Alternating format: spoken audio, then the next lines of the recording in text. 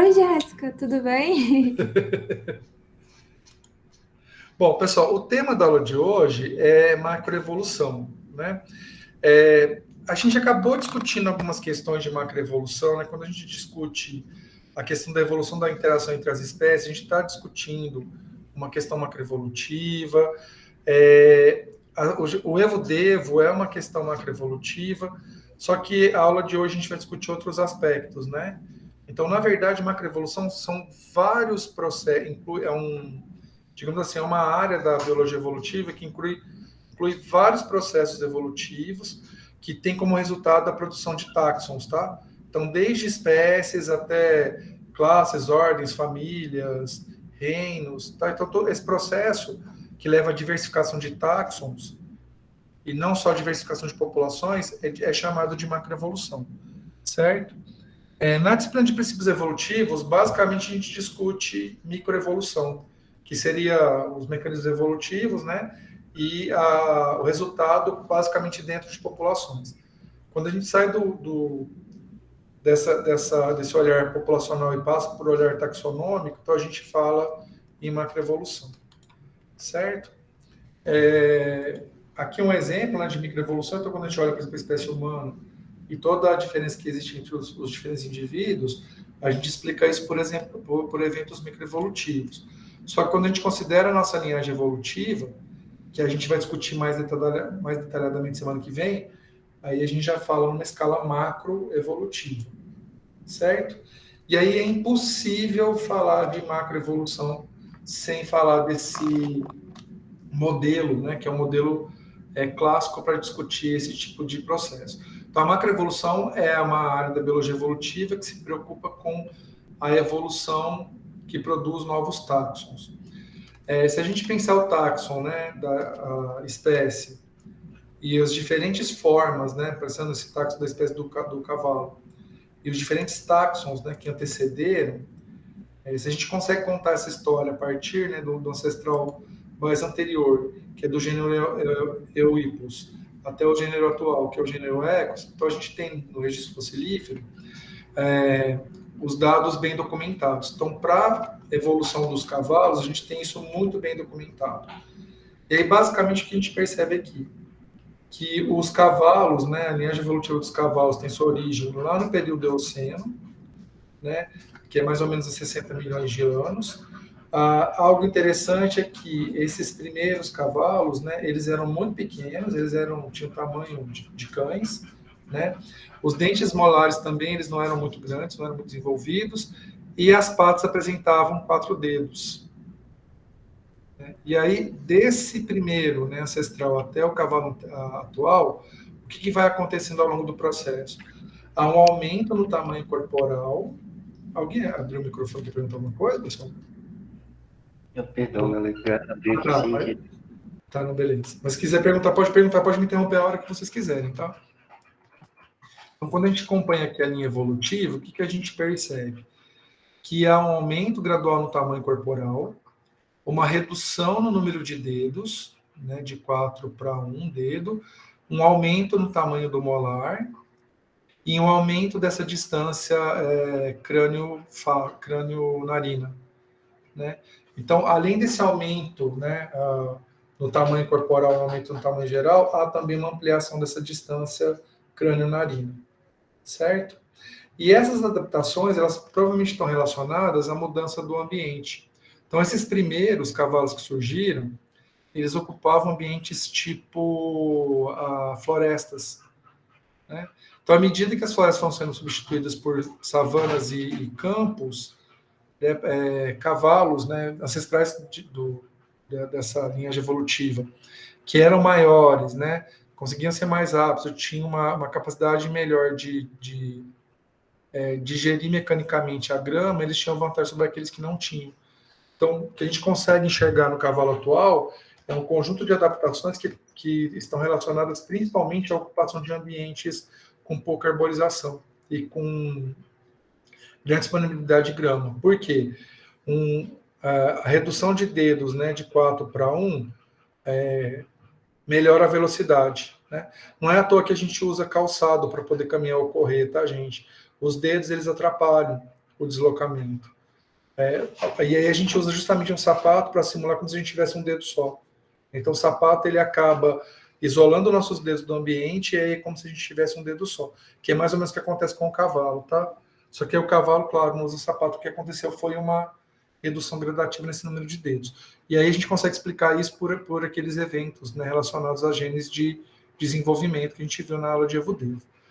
A questão do aumento do tamanho corporal aumenta a força, então aumenta a velocidade, né, que é implementada pela redução do número de dedos. Por outro lado, esse aumento na distância crânio e face pode estar relacionado a um melhor aproveitamento do ar respirado, tá? Porque esse processo do cavalo respirar até chegar no pulmão, o ar ele é umidificado e aquecido, principalmente umidificado, tá? Umedecido, até chegar no pulmão, isso intensifica a capacidade de absorção dos pulmões depois, tá? Isso estou falando só de modificação externa, tá? Porque tem modificações internas relacionadas à capacidade pulmonar, capacidade cardíaca, tá? Que eu não vou entrar no detalhamento agora. O registro fossilífero não permite identificar isso, né? Então eu vou me ater a caracteres morfológicos. E esse aumento no tamanho dos dentes é extremamente adaptativo para digestão mecânica de grama, né? Então, quanto maior é o dente molar e com maior número de cristas, mais a grama vai ser digerida, triturada, obrigado. O termo fugiu. Triturada, e aí há um maior aproveitamento da matéria orgânica disponível ali para alimentação, certo? Então, esse modelo é o modelo mais conhecido porque você tem lá o registro fossilífero, né, de cada etapa da evolução. Isso, infelizmente, a gente não tem esse detalhamento para todos os organismos, né? Para humanos existe, porque existe um esforço para se entender, né? Claro que existem muitos paleontólogos, né, no mundo, mas existem muitos paleontólogos que estudam a evolução humana. Então, você tem aí um esforço de coleta grande, por isso que a gente acaba tendo uma boa identificação das etapas, né, da nossa evolução. No caso dos cavalos, essa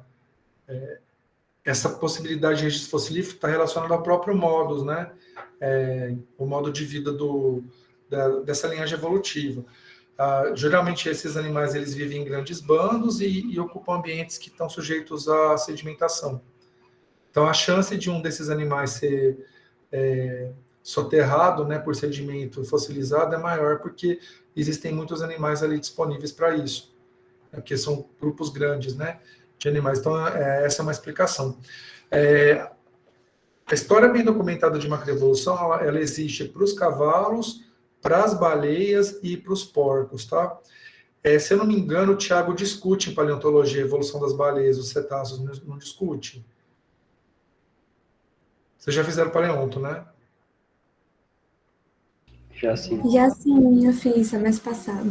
Ele discute, não discute? Que eu lembro que ele comentou comigo que ele discutia. Sim, nossa, ele focou bastante numa aula sobre isso. Exato. E aí, só que aí, a mesma coisa que eu falei aqui para os cavalos, o Thiago, só que o Thiago vai detalhar mais, porque basicamente ele foca na questão, né, das transições, né, dos fósseis.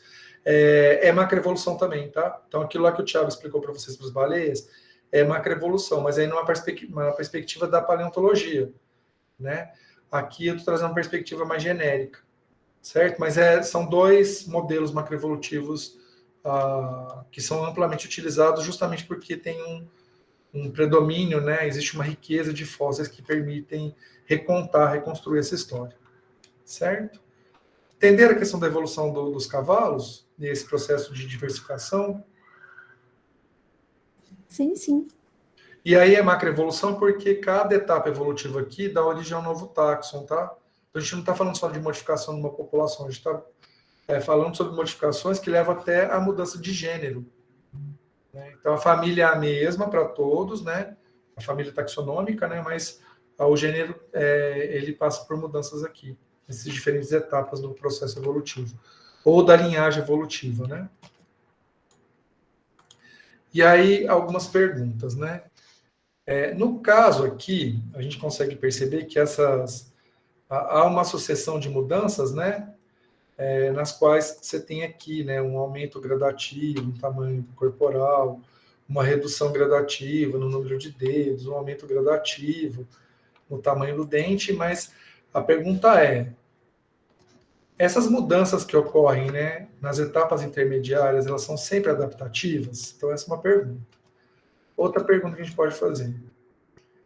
A partir dessa história ocorrida, e aí só lembrando que na minha evolução é preditivo, né, a gente consegue, na verdade, contar algo que já aconteceu. A gente não consegue prever o que vai acontecer de agora para frente, né? Mas considerando a história passada, é possível a gente calcular taxas de evolução de extinção? Outra pergunta. Como que sistemas complexos, né? Então vamos pensar, por exemplo, o cardiorrespiratório, o sistema cardiorrespiratório.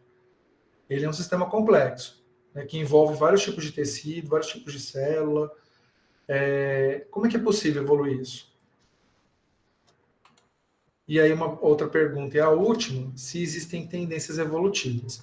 Então, na aula de hoje, a gente vai tentar conversar com vocês a respeito dessas questões, né? Todas elas são relacionadas à macroevolução, obviamente, né? A extinção é um evento macroevolutivo a priori, né? Porque leva à eliminação de um grande número de táxons, né? Então, não é só o surgimento de táxons, mas a eliminação de táxons também é uma questão macroevolutiva, né? E, obviamente, que mudança de táxon também significa mudança de sistemas, né? Se a gente pensar, por exemplo, a mudança, a transição peixe-anfíbio, há uma mudança de um sistema respiratório branquial para um sistema respiratório, mesmo que, né, em determinado momento da vida, etapa do desenvolvimento é branquial ainda, tem a questão do sistema pulmonar, né? Então, isso é um passo importante para a evolução desses, né, muda, isso, nesse caso aí muda de classe, né? Da classe peixes para a classe anfíbios. Bom, então, uma questão sobre a questão das etapas sucessivas, né?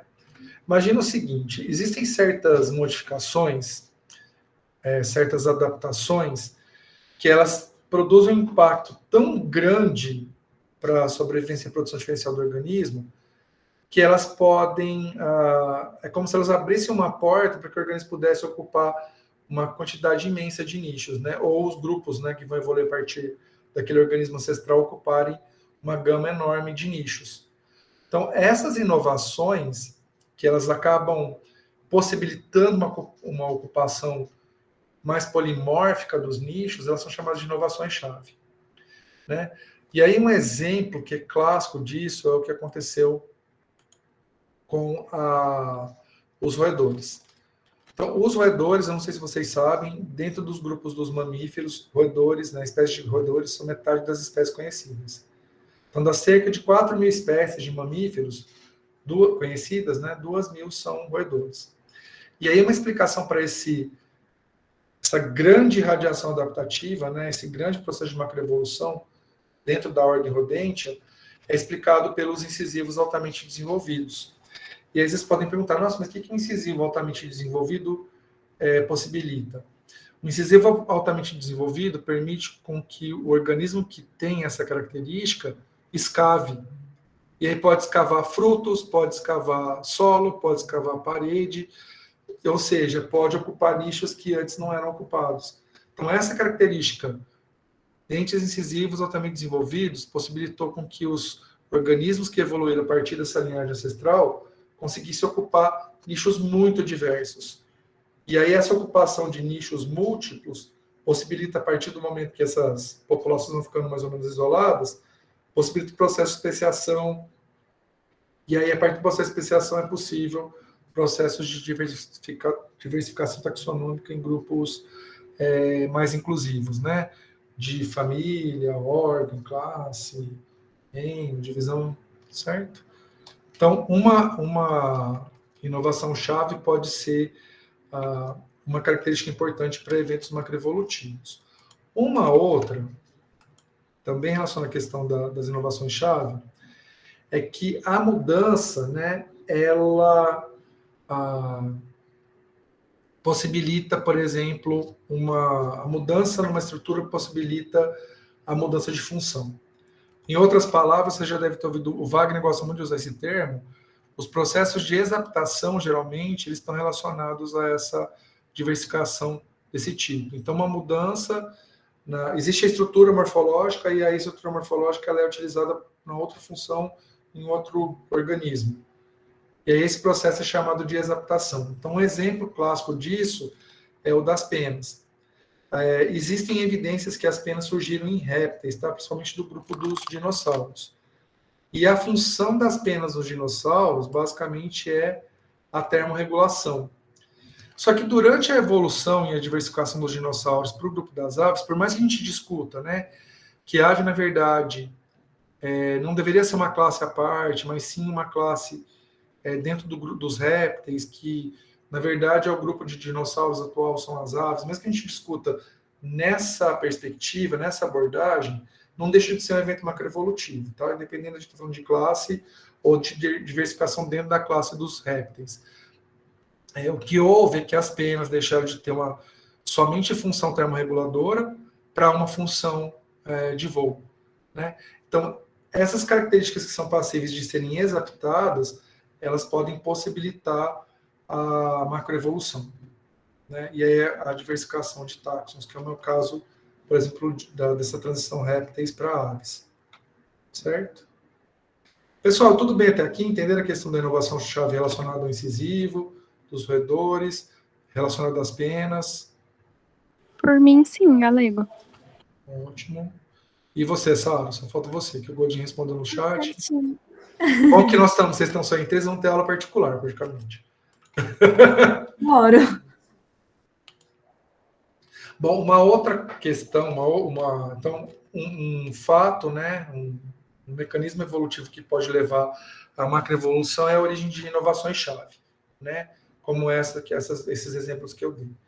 Uma outra possibilidade é que, à medida que os genomas vão aumentando de tamanho, o que pode ocorrer?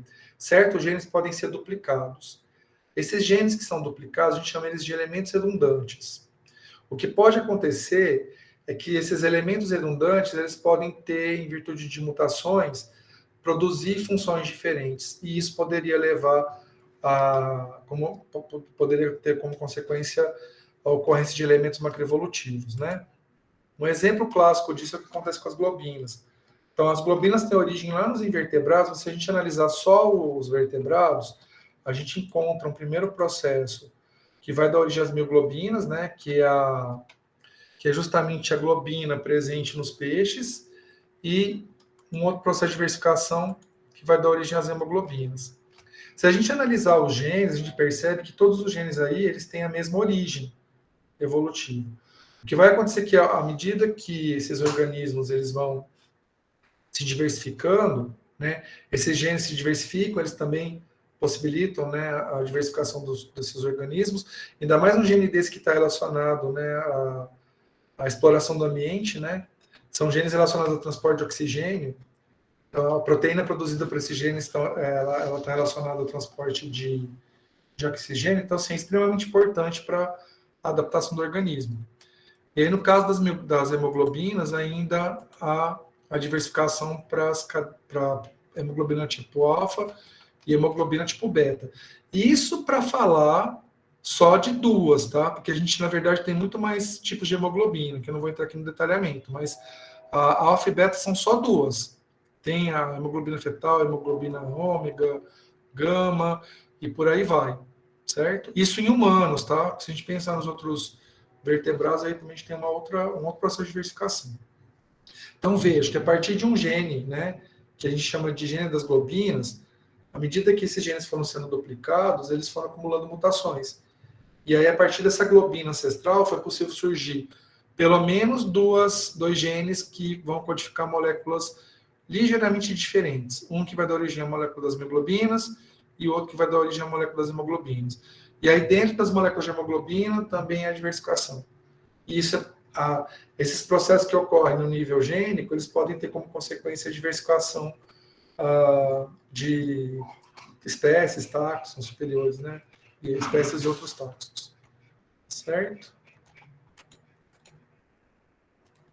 Um outro mecanismo, né, evolutivo é quando estruturas elas ganham, né, independência de função. Então, vejam, a gente tem uma questão evolutiva que é a exaptação. A exaptação é quando uma determinada estrutura que tem uma função no organismo, durante a evolução ela passa a ter outra função em outro organismo, no caso das penas, por exemplo.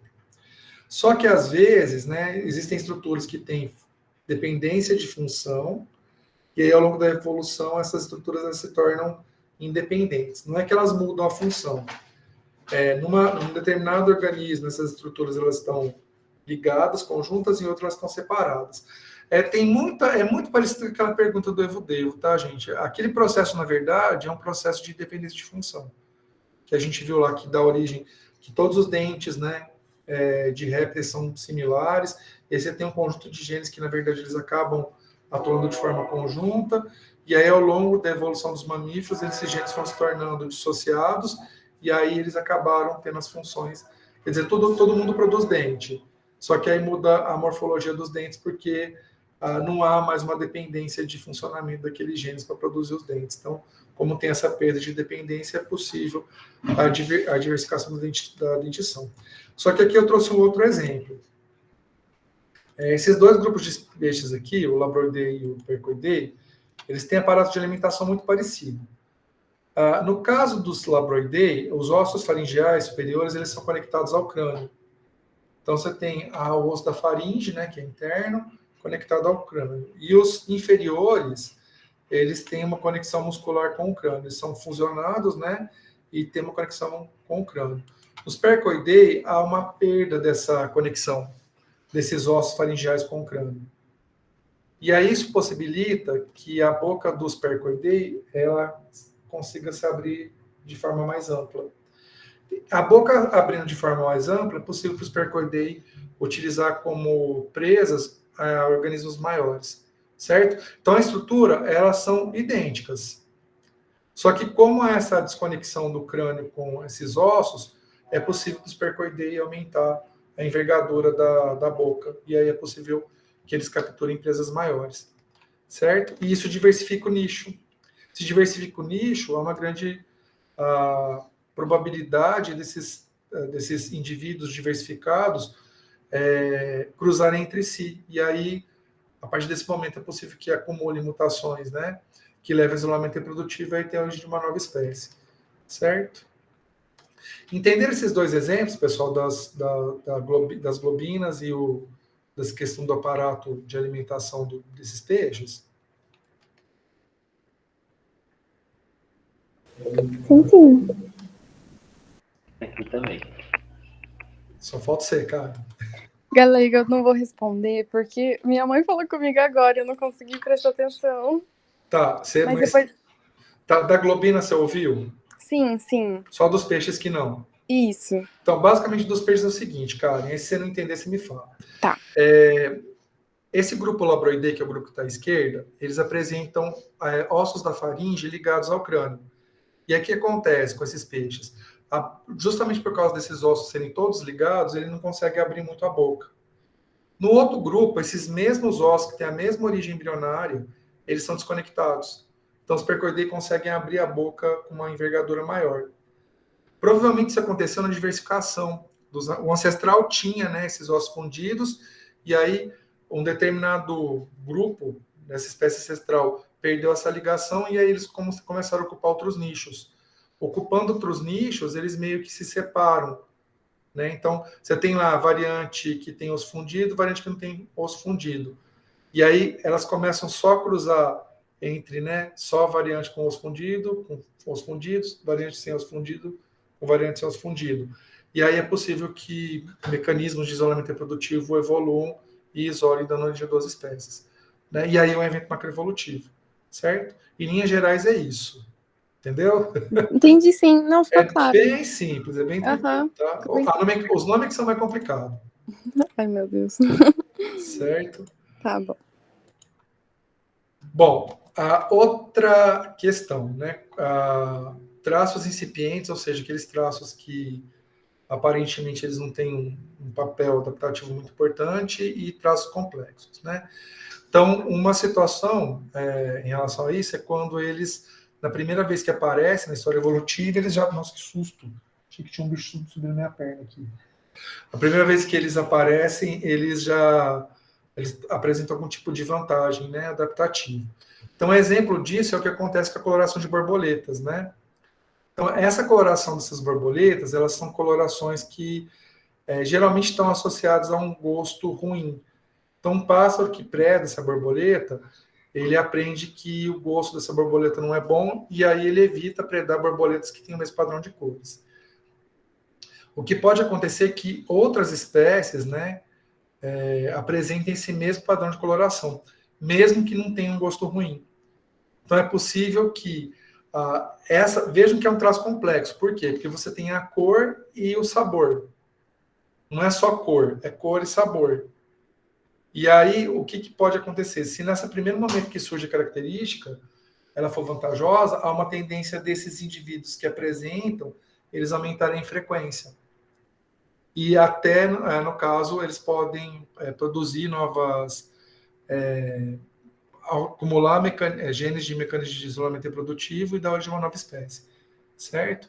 Então, é possível, né, que uma característica surja pela primeira vez, mesmo que ela seja uma característica complexa, ela apresenta vantagem. Porque a gente espera, por exemplo, que mudanças, né, mutações, elas tragam algum tipo de perda de valor adaptativo. Por quê? Porque os organismos, eles existem em determinadas condições de pressões seletivas, e qualquer mudança no organismo pode representar uma perda de adaptabilidade. Mas, eventualmente, pode acontecer de uma mudança levar a um aumento na adaptabilidade. E aí, nesse sentido, que esse tipo de mudança pode ser uma das explicações para as macroevoluções. Certo?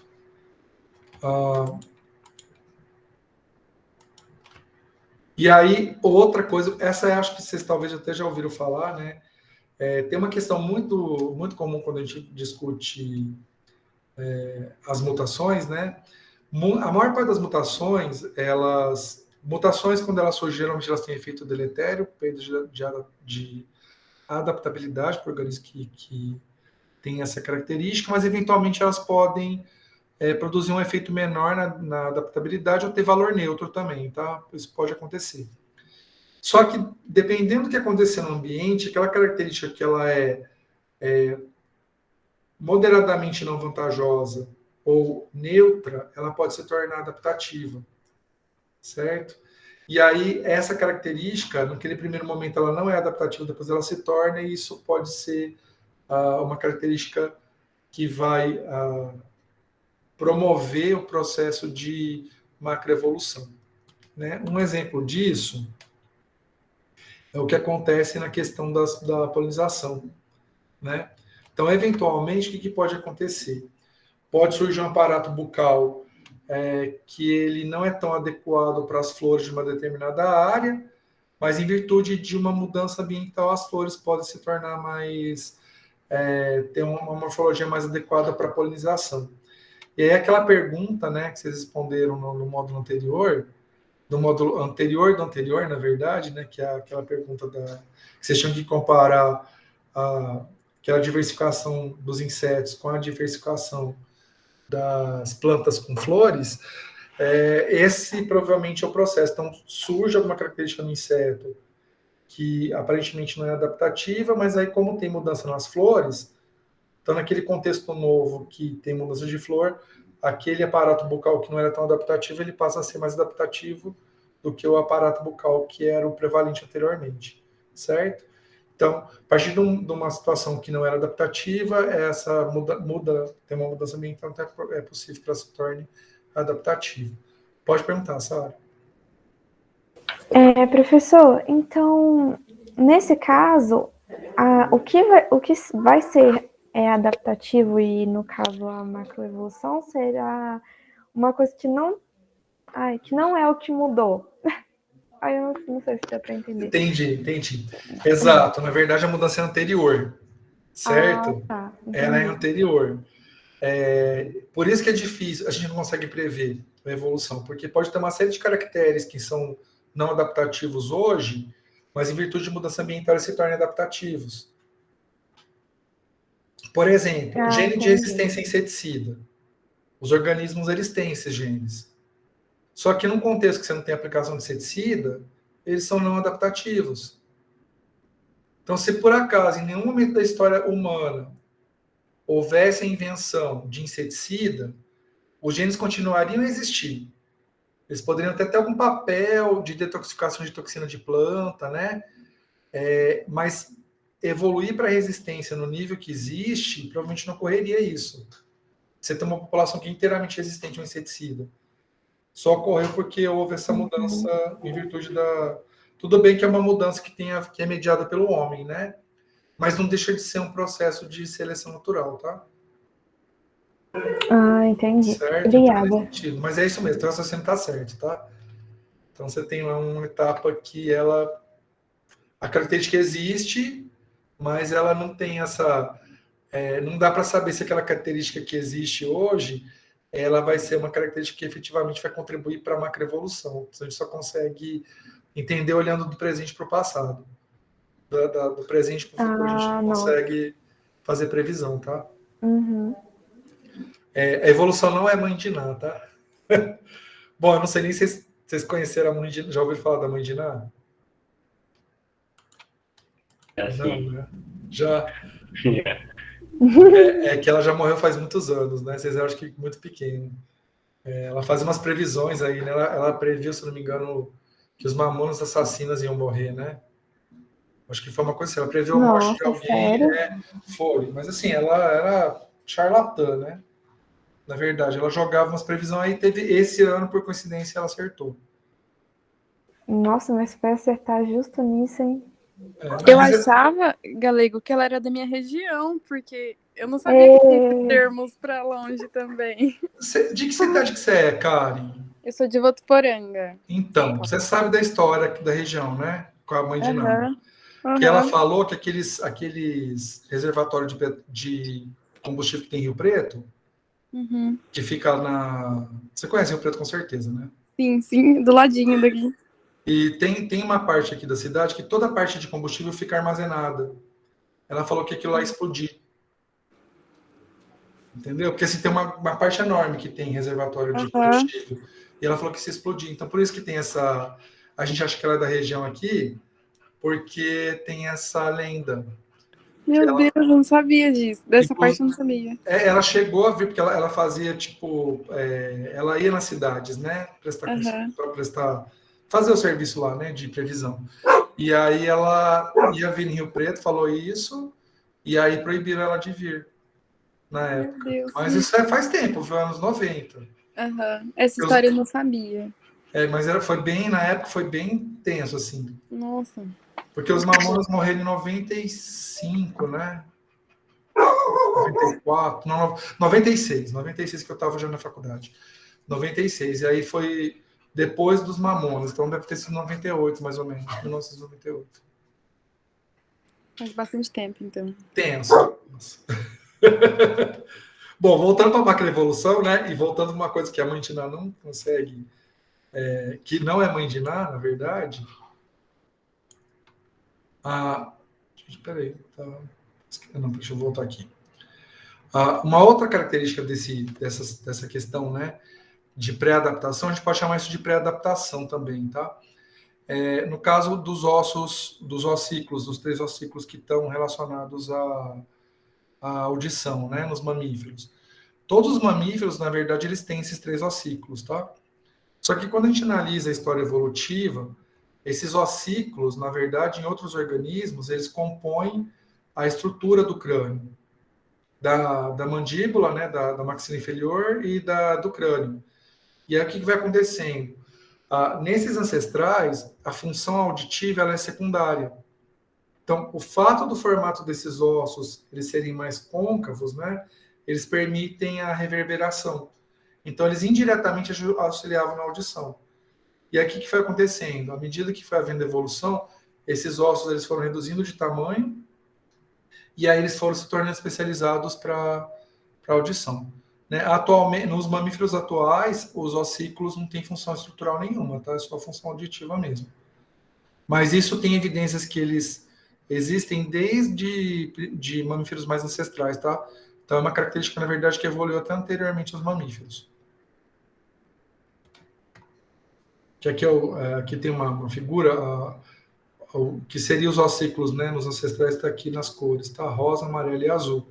E é só para vocês perceberem que no pelicossauro eles tinham esse tamanho, e aí no terapsídeo, que é o ancestral réptil, né, de mamíferos, ele tem outro tamanho, e aí nos mamíferos mais primitivos, mais ancestrais, né, eles já estão totalmente relacionados à audição.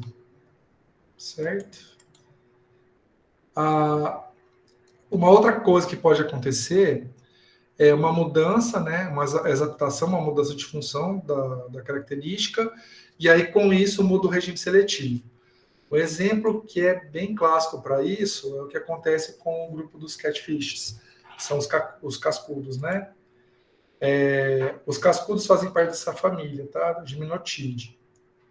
Na verdade é o seguinte, dentro das... é mais de uma família, tá? Uma das famílias que tem os peixes chamados de cascudo é a família Gymnotidae. Os Gymnotidae, né, eles têm que seria um grupo de catfishes ancestrais, tá? De cascudos ancestrais. Essa família ancestral provavelmente é o ancestral comum para as enguias. E aí qual a relação desses peixes com as enguias?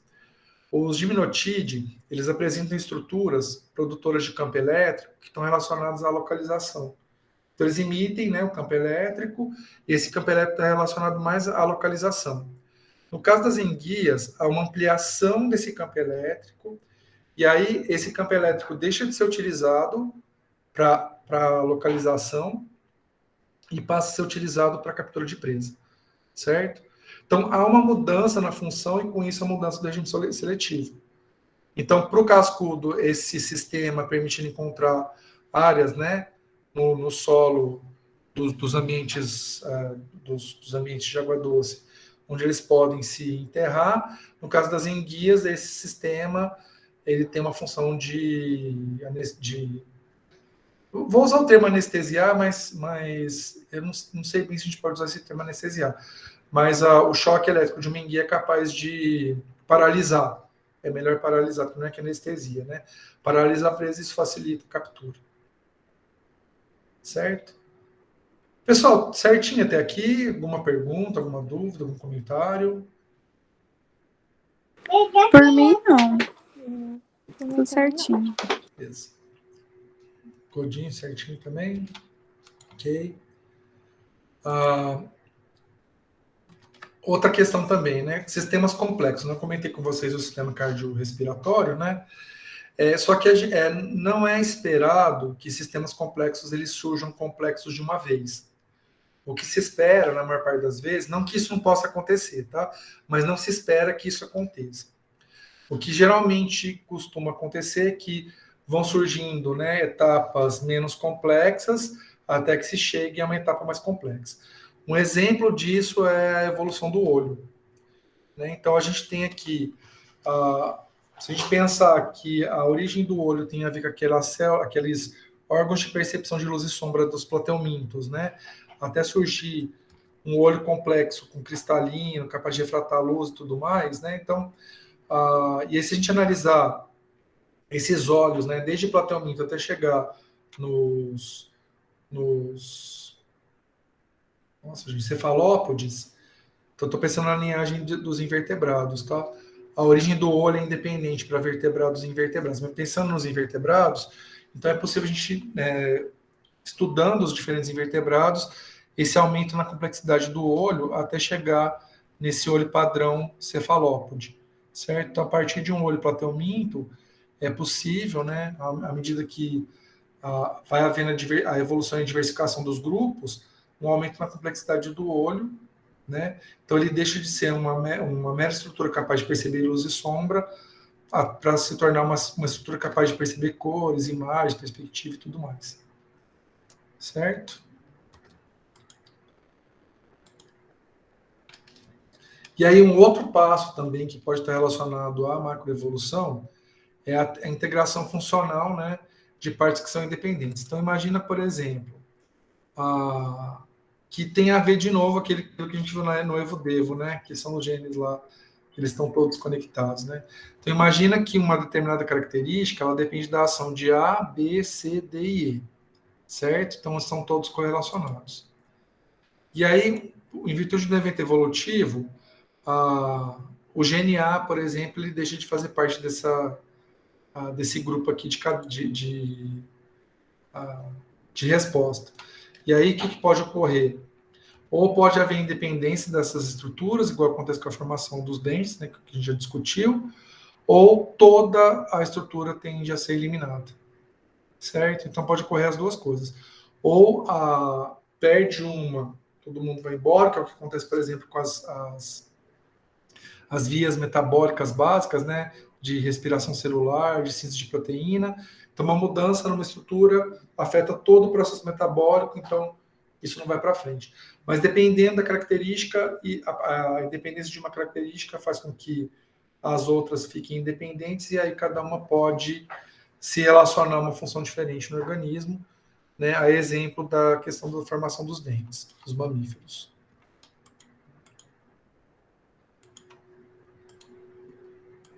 Eu esqueci de tirar a animação. Bom, uma outra questão também que tem a ver pode, né, ser uma característica morfológica que pode estar relacionada à macroevolução, seria um design funcional complexo. Então, por exemplo, isso eu vou dar um exemplo aqui com as lagartixas, né, mas eu vou dar um exemplo depois também para a gente. Então, no caso das lagartixas, né, o suporte da língua move o ventre da boca e força o ar para o pulmão. O que vai acabar acontecendo é que uma lagartixa ela não consegue comer e respirar ao mesmo tempo. Certo? Por quê? Porque se ela come, a entrada de ar fica interrompida. Se ela respira, não tem como ela comer, porque aí o ar não entra. Certo? E aí, como essas características elas estão muito correlacionadas, então uma mudança em uma pode afetar todo o organismo. Certo? Algo parecido acontece com a gente, né? Não só com a gente, mas com os mamíferos em geral. A nossa entrada de ar e de alimento é a mesma, a boca e nariz, né? Nariz alimento não, né? Mas vamos usar a boca então como referência. A boca ela permite tanto a entrada de ar quanto a entrada de alimento. O que vai acontecer é que tem uma determinada região do nosso aparelho digestório e respiratório que é comum. E aí essa região, ela pode levar, né, o ar para o pulmão, ou ela pode levar o alimento para o esôfago, estômago, intestino e tudo mais. Certo? E aí o que vai acontecer? A gente tem uma restrição na evolução porque essas características estão relacionadas. Então, mudança em uma interfere na outra. Né? Então, se a gente analisar, por exemplo, nos mamíferos, todos os mamíferos vão ter esse tipo de padrão. Nenhum mamífero consegue respirar e comer ao mesmo tempo, por causa dessa restrição, né? A gente chama isso de restrição mesmo. Essas restrições no organismo, elas levam a certos limites, porque a gente pode pensar virtualmente que os organismos podem mudar para qualquer caminho, né? Mas isso não vai ocorrer de fato, porque existem certas catracas biológicas. Essa é uma catraca, então a mudança... Não é possível uma mudança que vai separar a boca e a respiração da alimentação. Aí é a mesma coisa para a gente, tá? Não tem como, dentro desse nosso corpo, haver uma separação das duas partes, né? Da respiração e da alimentação. Catracas evolutivas são bastante comuns. Elas estão relacionadas, por exemplo, por que é impossível encontrar um animal tão grande como uma baleia azul no ambiente terrestre? Porque um corpo do tamanho de uma baleia azul no ambiente terrestre significa quebrar os ossos em virtude da ação da gravidade. Então você tem uma restrição aí que é provocada pelo ambiente. Então, mesmo que haja uma programação prévia no corpo que permitiria que isso ocorra, as condições ambientais vão extinguir essa característica. Em outros casos, a restrição tem a ver com a nossa própria organização biológica, tá? Como é o caso aí do suporte da língua, e que move tanto vento da boca quanto força o ar para os pulmões. Ou a nossa... Gente, hoje tá difícil, hein? Nossa laringe, tá? A nossa laringe, ela tanto tá ligada ao sistema respiratório quanto, perdão, gente, não é a laringe, é a faringe. Não, se bem que é a laringe, né? A laringe que ela fica na... Nossa, me ajudem aí, gente. Agora me deu um branco. É a laringe, É a aqui tá laringe. ligada com o esôfago? É, porque aí ela tá... E com a traqueia também. É a laringe, tá certo. Ela fica nos dois, né? Que é a mesma... Eu tive essa mesma dúvida essa semana, galego, montando uma aula. Ah, tá, mas é a laringe mesmo, É a né? laringe mesmo. Tá. É, agora me deu branco, porque vai ficando mais velho, também sexta-feira esse horário, gente, não tem como ter dúvida, né? Galera, eu acho que é laringe, faringe, esôfago. Outra e traqueia, né? Oi? A laringe fica, né? É a que está em cima, e aí você tem faringe, esôfago. E aí você tem laringe e traqueia, não é isso? Você tá falando da glote? É da glote? A glote, na verdade, ela controla, né? Se ela vai fechar a saída da laringe para a traqueia ou se ela vai fechar a saída da laringe para o estômago. Isso. É a laringe mesmo, né? Que aí a glote faz isso, mas é a laringe que é o... É a laringe, porque primeiro vem a faringe, né? A faringe está conectada na boca e no Ah, nariz. sim, verdade. Nossa senhora, é verdade. A faringe está conectada. É a faringe e a laringe, então, as duas estruturas estão ligadas. Só que digamos assim, o bocal, né? O bocal ali é na laringe. Gente, que complexo. Anatomia para mim é muito complicado. O tempo ruim de anatomia. Ai, eu te entendo, galego. Gente, nem me fala. Já chegando sexta-feira. Bom, pessoal, uma outra coisa é a aquisição de complexidade funcional, né? Que aí os estágios intermediários são funcionais. Que lembra aquela pergunta? Os estágios intermediários podem ser funcionais? Em alguns casos sim, outros não. No caso dos olhos, por exemplo, o estágio intermediário é funcional. Então, se a gente olha aqui e analisa essas etapas aqui da evolução do olho, todas elas aqui são funcionais, certo? E adaptativas, porque elas melhoram, né, a performance do organismo no ambiente, porque ela ajuda a perceber luz e sombra, por exemplo, ajuda o organismo a evitar dissecação, por exemplo, né? Então, em alguns casos, sim, no caso dos olhos, por exemplo, outros não. De qualquer maneira, se as etapas intermediárias elas são adaptativas, significa que a etapa final vai ter a mesma função das etapas intermediárias, certo? Então, quando tem esse caso das etapas intermediárias elas serem funcionais e adaptativas, significa que o estado final, né, da evolução do caractere, ele mantém a função. Então, não há uma perda de função ao longo da evolução, tá? Então, geralmente, quando você tem etapas alternativas adaptativas, significa que a função ela é mantida. Então, não tem adaptação aí durante o processo. Certo? E aí, a grande pergunta, né? É possível a gente calcular a taxa de evolução das espécies? E a resposta é sim. Dá para calcular em relação à história, né, passada, mas não dá para fazer previsões para o futuro, tá? Vocês perceberam que eu repeti isso várias vezes, né? Porque quando a gente fala em taxa, dá a impressão que a gente consegue, que a gente calcula a taxa de juros para fazer um investimento. Só que o investimento é para o futuro, né? Só que quando a gente fala de taxas de evolução aqui, a gente está falando de cálculo que é possível fazer a partir de eventos passados. E aí é possível, né, calcular duas taxas de evolução diferentes. As taxas filogenéticas, que aí o cálculo é feito em cima da evolução do caractere, ou a taxa taxonômica, que ela é calculada a partir da substituição de taxas. Então, eu vou dar um exemplo aqui de taxa taxonômica. Uma forma de calcular a taxa taxonômica é o inverso da média da duração da espécie. Então, vamos pensar aqui o Triops, tá? O Triops é um fóssil vivo. Ele existe até hoje, então a durabilidade é de 180 milhões de anos. Os amonites, né, ou amonoides, eles têm basicamente a duração de 7 a 8 milhões de anos por gênero. Então, veja, a taxa de evolução, a taxa taxonômica de evolução para Triops é de 180 milhões de anos por espécie. Dos ammonoides é de 7 a 8 milhões de anos por gênero. Como que é calculado isso? Vai no registro fossilífero e você vê lá de quanto em quanto tempo eu consigo encontrar determinado gênero. Então, gênero A eu consigo encontrar no registro fossilífero entre 100 e 50 milhões de anos. O gênero B entre 50 e atualmente. O gênero C entre 75 e 25 milhões de anos. E aí eu tenho aí uma taxa média de 50 milhões de anos para cada gênero, certo? Então o cálculo é feito assim. Por isso que, não sei se vocês já ouviram falar que a nossa espécie, ela teria uma durabilidade de mais ou menos 1,5 milhão de anos.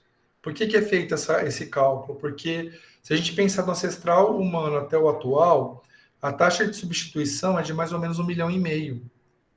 Então a espécie está aqui há mais ou menos 200 mil anos. Então a gente teria de existência mais ou menos 1.300.000 anos, certo?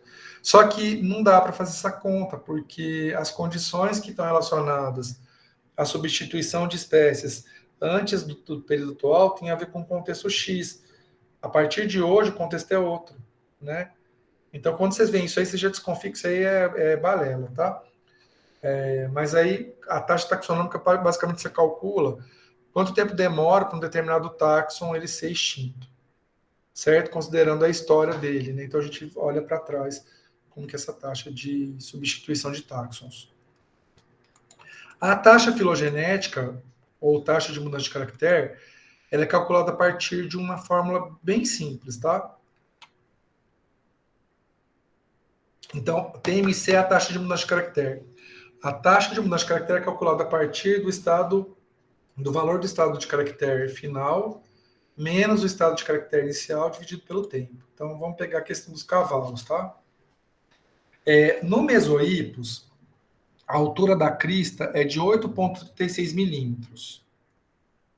Em 15 milhões de anos, essa crista, né, no gênero Mericypus, ela passou a 34,08. Então, para calcular isso aqui, basta fazer o quê? Pegar o valor 34,08, diminuir por 8,36, né? Estado de caractere final, 34,08. Estado de caractere inicial, 8,36, dividido pelo tempo, que são 15 milhões de anos. E aí a gente obtém 1,71 milímetros por milhões de anos. Então, os dentes dos cavalos aumentaram uma taxa de 1,71 milímetros a cada milhão de anos. Certo? Então, aí tem que ver a distância do Mesohippus, né, que tem 8,36, para o Ecos. Então, a gente tem como calcular, estimar, né, a partir disso, né, peraí que eu vou voltar lá na questão dos cavalos rapidinho, tá? Depois eu volto para esse slide aqui. Então, ó, o Merohippus, ele está aqui, certo? 25 milhões de anos. Então, e o cavalo surgiu há 3 milhões. Então, são 22 milhões de anos que separam. Se a taxa é de 1,71 por milhão de anos, e dos cavalos atuais até o Merohippus são 22 milhões de anos, e a taxa é 1,71, quantos milímetros aumentaram os dentes a partir de Merohippus até o cavalo atual? Calculem aí, por favor.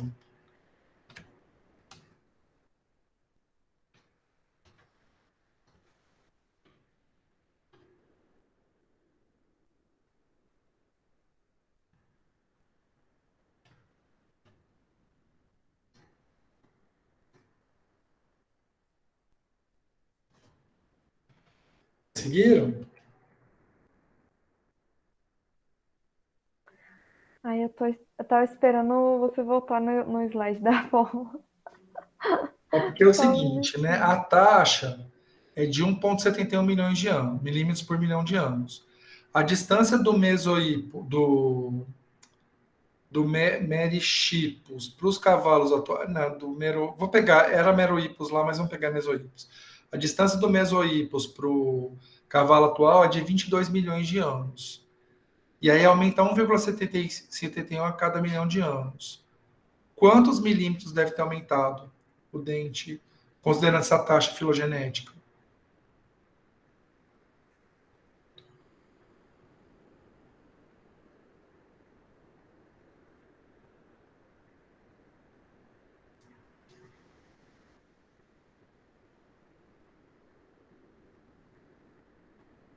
Eu vou ter que fazer em calculadora, porque não vou dar conta de fazer isso de cabeça, não.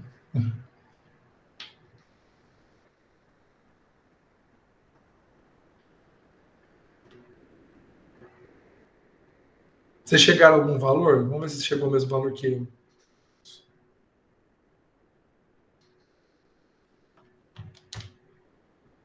Ai, Galego, pra ser bem sincera, eu não entendi muito bem. Quando misturo com fórmula, assim, minha cabeça dá...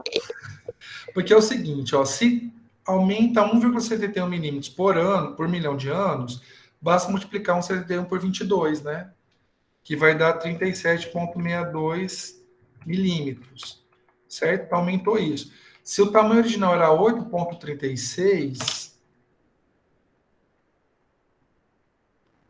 a gente espera que os cavalos atuais eles tenham uma crista com 45,98 milímetros, certo? Que aí a gente soma 37,62 mais o 8,36.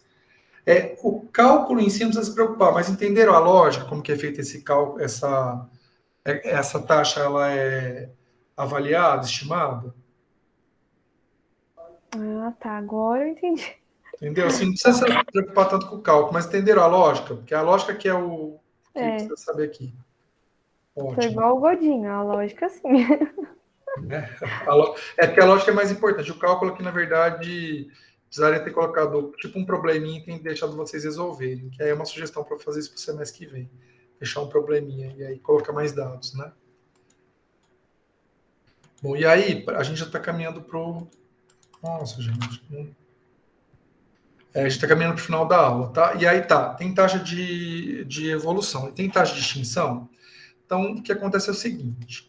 Quando a gente analisa, né, as extinções que ocorreram ao longo da história, a gente percebe que existem picos de extinção, 5 grandes picos, né, que são as 5 grandes extinções, e aí a gente percebe que existe uma certa regularidade nas taxas de extinção de fundo.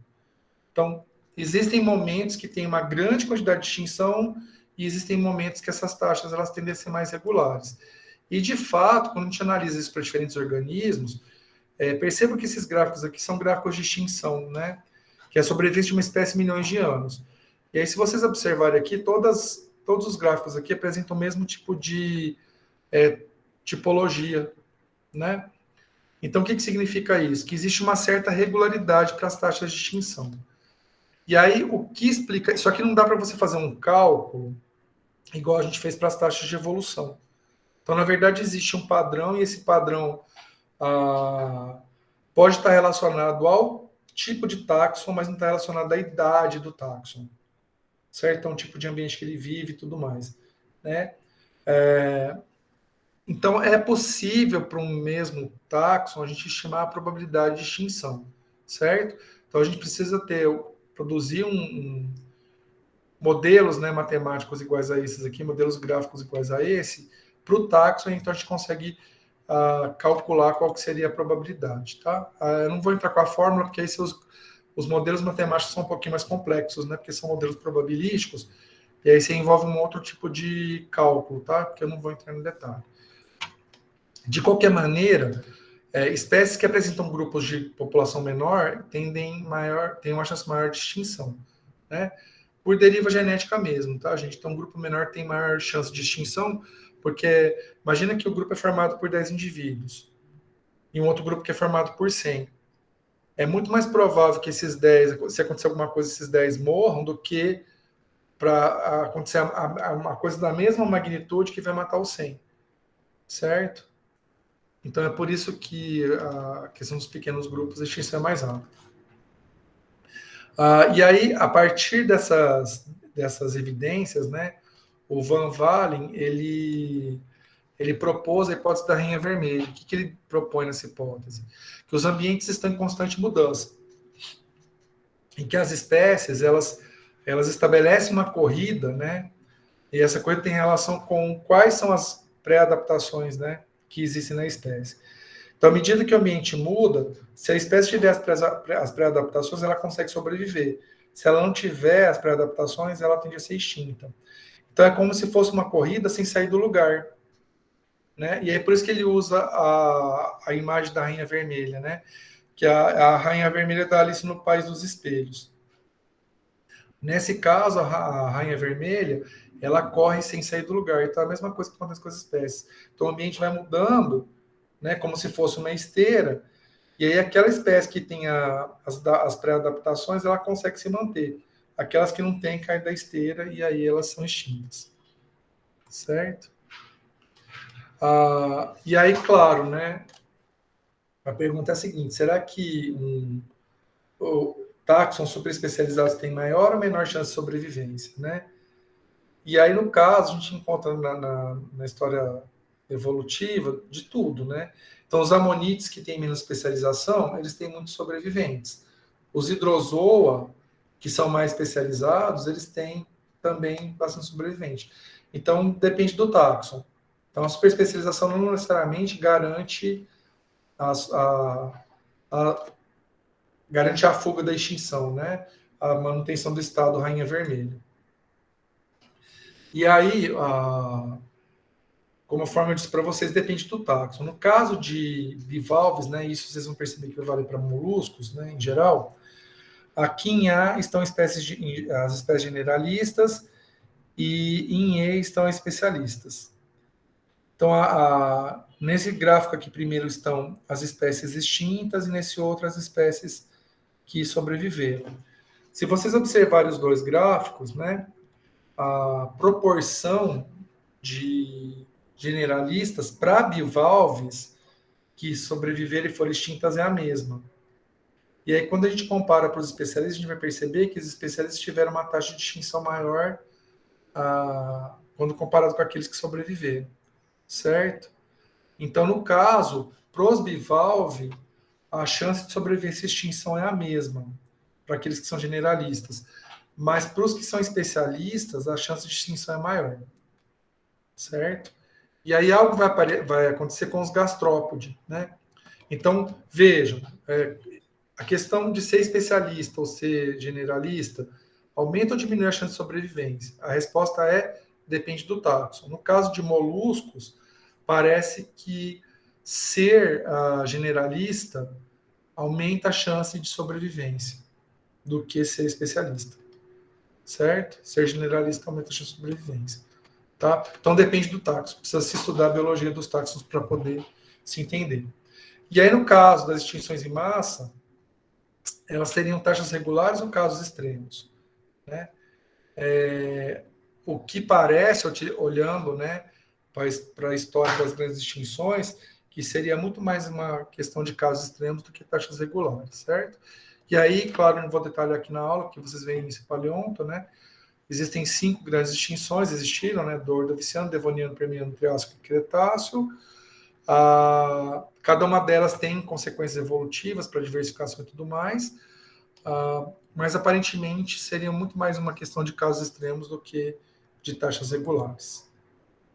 Certo? Apesar da questão ainda ficar, né? As evidências são mais fortes para casos extremos. Certo? E aí, com isso, a gente encerra a aula de hoje. E aí, eu gostaria de saber se vocês têm alguma pergunta